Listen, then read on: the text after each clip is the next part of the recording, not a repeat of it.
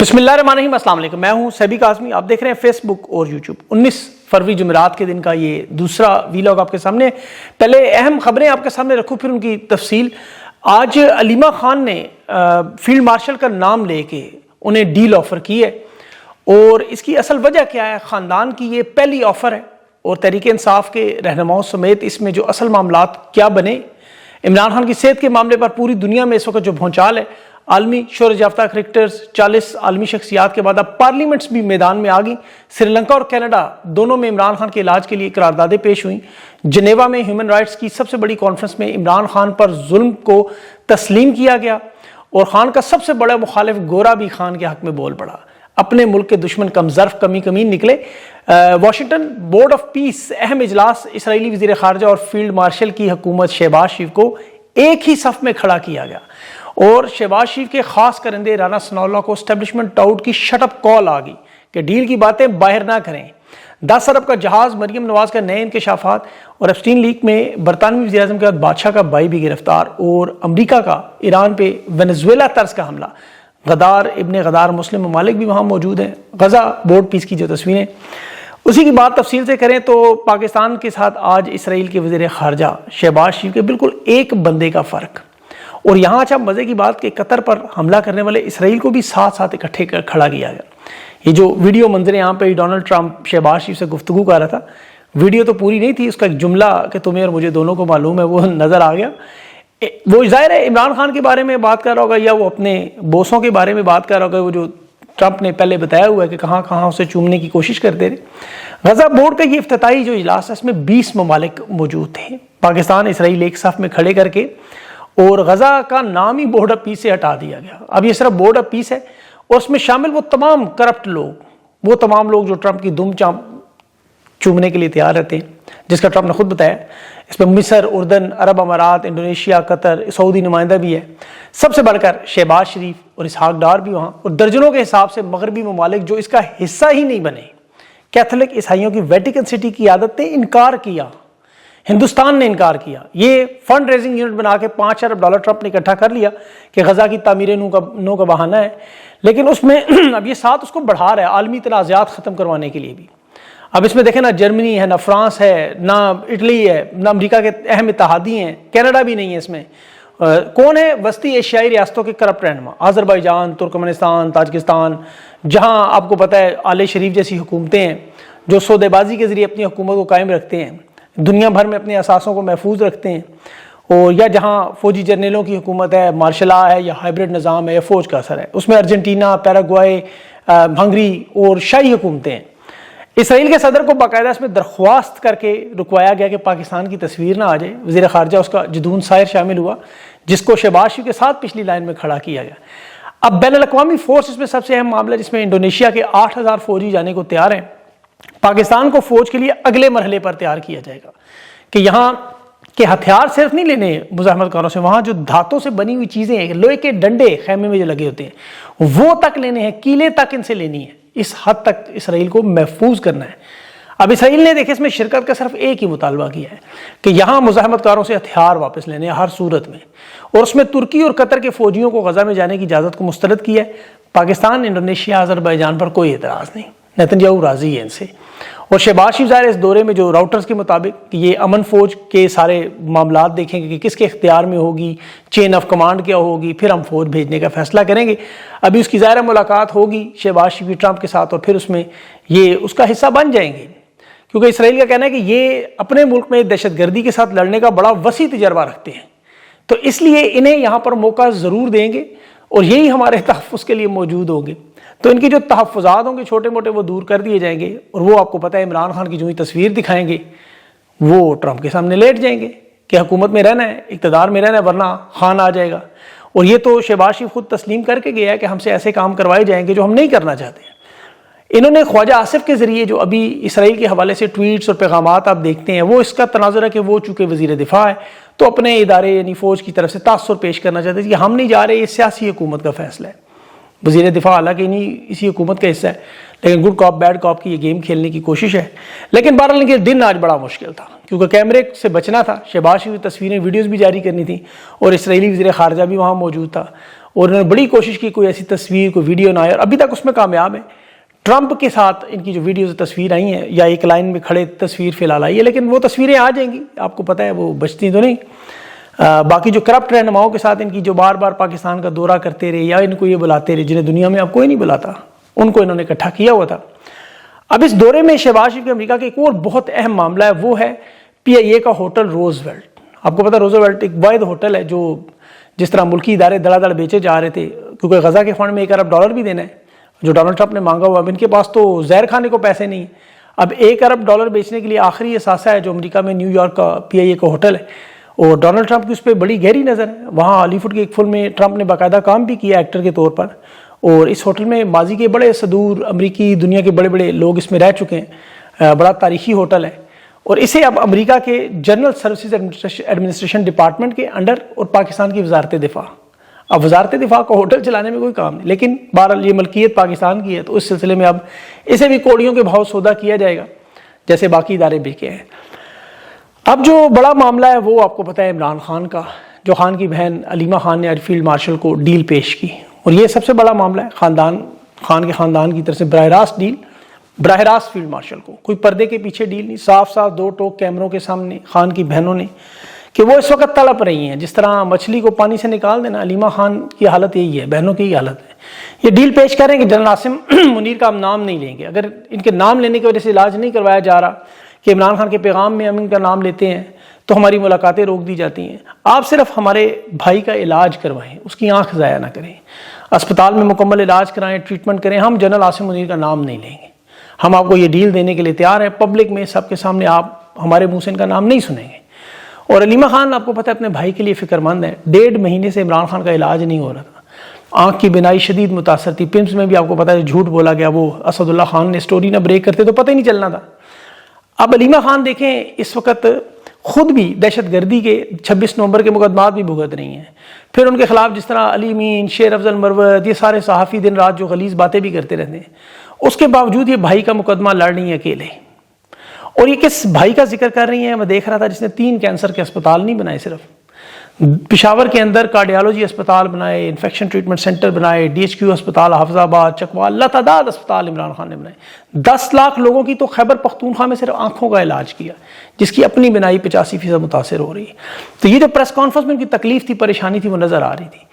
بظاہر تو خان کے صرف 2 کیسز ہیں، آپ کو پتہ ہے وہ آج سنے میرٹ پہ خان رہا ہو کے ضمانت ملے اور شفا انٹرنیشنل جا سکتے ہیں، لیکن یہ کیسز سنتے نہیں ہیں جان بوجھ کے، اسی لیے علیمہ خان نے یہ ڈیل انہیں دی۔ اب جو تحریک انصاف کے اندر اسٹیبلشمنٹ کے اثاثے ہیں، علی امین گنڈا پور ہیں، بہت سے ہیں جن کی محسن نقوی سے یاری بھی ہے، ان کی تعریفیں بھی کرتے ہیں، انہیں بتائیں یہ ڈیل دے دی انہوں نے، اب وہ نام نہیں لیں گی، علاج کروائیں۔ لیکن یہ اتنے بے رحم اور ناقابل اعتماد ناقابل اعتبار لوگ ہیں کہ اب دیکھیں محسن نقوی نے کتنا بڑا فراڈ اور دھوکہ کیا۔ یہ جو تحریک تحفظ آئین اور تحریک انصاف کے قائدین نے دھرنا اٹھایا، ان سے وعدہ کیا گیا تھا کہ عمران خان کے ذاتی معالج بھی، ان کی فیملی کی ملاقات بھی کروائیں گے، شفا انٹرنیشنل میں خان کا علاج بھی کروائیں گے۔ اس وقت بھی علیمہ خان نے رہنماؤں کو بتایا تھا یہ جھوٹ بول رہے ہیں، کبھی بھی نہیں کریں گے، اور وہی ہوا۔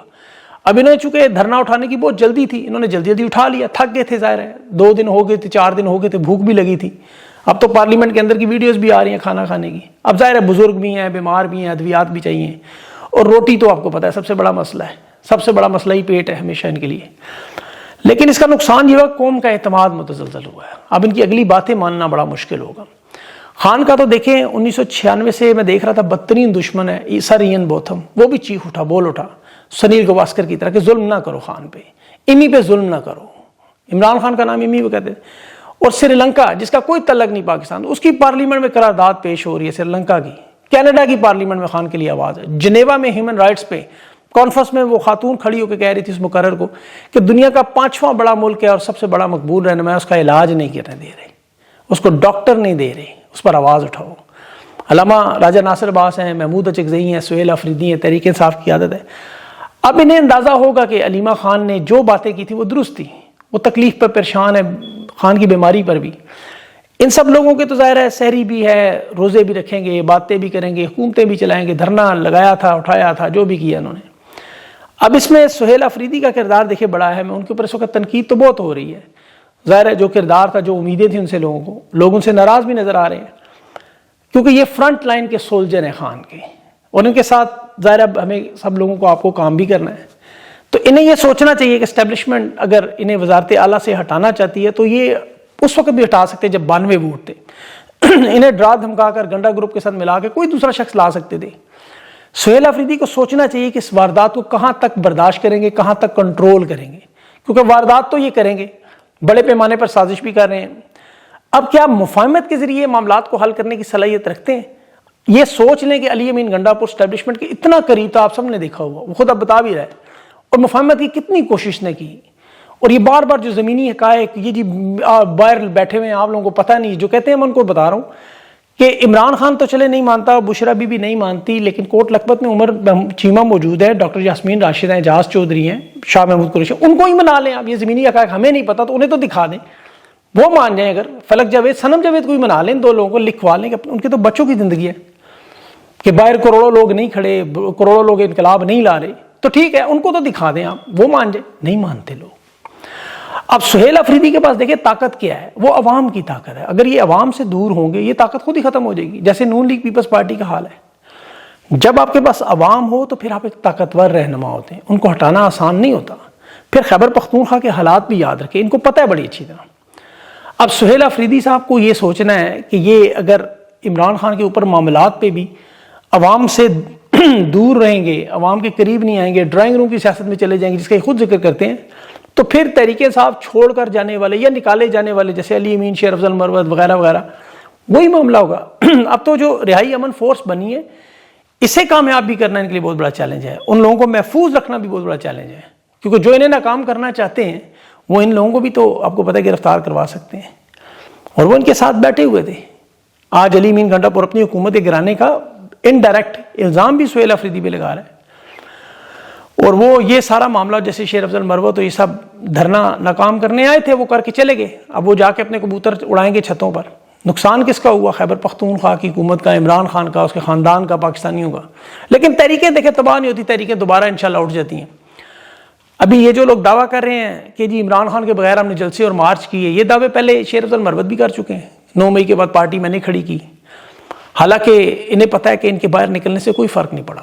یہ 8 فروری کو بھی نہیں تھے, جب اسمبلیوں میں لوگ جو اپنے حلقوں میں گئے ہی نہیں, بغیر نشان کے, بغیر خرچے کے, بغیر ریلیوں کے, لوگوں نے شکلیں بھی نہیں دکھیں اور وہ جیت گئے. عمران خان جیل میں تھے, تو عمران خان کے نام پر اسمبلیوں میں بھیج سکتے, تو یہی وہ لوگ تھے جو جلسوں میں بھی عمران خان کے نام پر آئے ہوئے تھے. تو یہ ان کی وجہ سے نہیں آتے, ورنہ آج نکال لیں, کوئی دیکھ لے کر کے. اب دیکھیں رمضان کا مہینہ ہے, اور عمران خان کی کیوں یاد آ رہی ہے کہ شائع خوردونوش, مہنگائی کے حالات, پاکستان کو جو فائدے تھے. آج اب پہلا دن ہے, آپ ذرا مہنگائی کے حالات دیکھیں, اور خان کے دور کے دیکھیں, شائع خوردونوش دیکھیں, عوام کی زندگی دیکھیں. اب یہ سب آپ کے لیے ایک لگژری بن چکی ہے, عیاشی بن چکی ہیں, عام معمولی چیزیں. شہباز شریف نے ابھی رمضان میں 25 کروڑ لوگوں کے لیے 38 ارب کا پیکج رکھا, پورے پاکستان کے لیے. مریم نواز نے صرف پنجاب کے لیے 40 ارب کا رمضان پیکج رکھ دیے, اور پورے پاکستان میں آپ کو پتہ ہے اس وقت 12 کروڑ سے زیادہ لوگ خطے غربت سے نیچے ہیں, لیکن ان کا فوکس صرف پنجاب میں ہے, لاہور میں ہے, کیونکہ انہوں نے ظاہر ہے وہاں اپنی حکومتیں بنانی ہیں, اپنے آنے والے بچوں کے لیے اقتدار بنانا ہے. انہیں پتہ ہے کہ باقی صوبوں کے جو حالات ہیں, کل کو کچھ بھی ہو سکتا ہے, کچھ بھی, تو کم از کم پنجاب تو قائم رکھیں. اور پنجاب میں اسی لیے آپ کو پتہ ہے کہ اس وقت جو حکومت ہے اسے شغلیہ دور کی حکومت کہتے ہیں. مغلیہ دور کے بعد مغل بادشاہوں اور شہزادوں کی خواتین جو تھیں, ان کی میں آپ کو عادت بتاؤں, جو آج کو آل شریف میں آپ کو نظر آ رہی ہے, نور جہاں جہانگیر کی بیوی تھی, اس کے لیے ایک بڑا مہنگا ترین اور مشہور قیمتی ہاتھی جس کا نام تھا ہوائے, وہ خریدا کرتا ہے. یہ اکثر بڑی بڑی پینٹنگز میں آپ اس کی تصویریں نظر آتی ہیں. اس وقت لاکھوں کروڑوں روپے کا تھا, سونے چاندی کے اس کے اوپر جھولے اور وغیرہ وغیرہ لگائے جاتے تھے, اور اس پر نور جہاں سواری کرتی, کیونکہ طاقت دکھانی تھی, فوجی برتری, شاہی روپ کی نشانی. برے صغیر میں غربت کا عالم وہی تھا جو آج ہے. اناج لوگوں کو بادشاہوں کی سالگرہ پہ ملتا تھا, بانٹا کرتے تھے. آج شغلیہ دور کی دیکھ لیں, یہ جنرل رانی صاحبہ, ان کا شوق کہ جہاز چکے انہیں بڑے پسند ہیں, اور وہ بھی عوام کے پیسے پر. 50% غربت رکھنے والا, 2 میں سے 1 غریب رہنے والا بندہ پاکستان میں, اور 11 ارب کا 19 سیٹوں کا گلف سٹریم جہاز ملا بھی ویلنٹائن ڈے کا تحفہ ہے. بہرحال یہ گلف سٹریم جہاز آپ کو پتہ ہے کتنی مہنگی ترین پرائیویٹ جیٹ کمپنی ہے امریکہ کی, چیک کریں. ایلون مسک دنیا کا امیر ترین آدمی, امیزون کا مالک جیف بیزوس, مائکروسافٹ کا بل گیٹس, فیس بک کا مارک زکربرگ, اور عرب ریاستوں کے شہزادے اس کو چلاتے ہیں. لیکن یہاں مریم نواز کے لیے لمبی رینج والا جہاز چاہیے تھا, جو London, Paris, new York, Canada جائے, سرجریاں جو مرضی کروائے. بیڈ روم بھی ہیں اس میں, صوفے بھی ہیں. تو پھر ظاہر ہے آپ کو پتہ ہے ویلنٹائن ڈے پہ اگر ملا ہے تو بہرحال اب یہ تو اللہ ہی جانتا ہے، لیکن ملک کو یہ بادشاہت کی طرح چلا رہے ہیں، بادشاہت. ورنہ پنجاب میں اگر یہی 10 ارب بانٹ دیا جاتا تو پورے پنجاب کو بھی 12 ہزار روپے سب کو مل جاتا. رمضان میں کچھ کم از کم آپ کا روزہ ہی کھل جاتا. اور یہاں ابھی ان کا وہ ایک دادا صاحب کہہ رہے تھے، ان کے جو آپ کو پتہ ہے ٹی سی میں بہت آگے نکل جاتے ہیں کہ شاہ سے زیادہ شاہ کے وفادار، کہ جی یہ تو ایئر لفٹ کے لیے اٹھایا گیا ہے. یا ایک اور ان کا رہنما، اس کو تو میں بیان پڑھ کے حیران رہ گیا. وہ کہتا جی ابلیس جیسے اپنے انکار کے لیے ڈٹ گیا، اللہ نے اسے مردود قرار دیا، اس وقت عمران خان نے انکار کیا. اندازہ کریں ابلیس نے انکار کیا تھا اللہ کے حکم کا سجدہ حضرت آدم علیہ السلام کو نہ کرنے سے. یہ نعوذ باللہ فیلڈ مارشل کو اللہ قرار دے رہے ہیں کہ عمران خان کو حکم نہیں مان رہا. اندازہ کریں. خان کا انکار تو ساری دنیا جانتی ہے، جو ہر طاقتور کے سامنے خان نے کہا میں یزید کی بیعت نہیں کروں گا، سنت امام حسین علیہ السلام پہ چلوں گا. تو یہ میں کہ دیکھ کے حیران رہ گیا ان کے ذہن. اور آخر میں محسن نقوی نے ابھی ہاکی ٹیم کے کھلاڑیوں سے ملنے کی کوشش کی، کہتا ہے میں چیئرمین نہیں بننے جا رہا. وزیر داخلہ بھی، سینیٹر بھی، کرکٹ بورڈ کا چیئرمین، ڈیفیکٹو وزیر اعظم بھی. چیئرمین بن جائے تو کون سی قیامت آ جائے گی، ہماری طرف سے وہ بھی لے جائیں کچھ چھوڑا تو رہا نہیں پیچھے. بہرحال اللہ سے دعا کریں، روزہ رکھ جب کا کھلا کرے، بڑے بابرکت دن ہے. اور ٹائمنگ آپ کو پتہ ہے آپ کی بھی اور میری، ہم سب کی اوپر نیچے ہو جائے گی اس رمضان میں، ویڈیوز آگے پیچھے ہوں گی، تو اس میں خیال رکھیں اپنا بھی اور چینل کا بھی. اگلے ویلاگ تک کے لیے مجھے اجازت دیں. اللہ حافظ.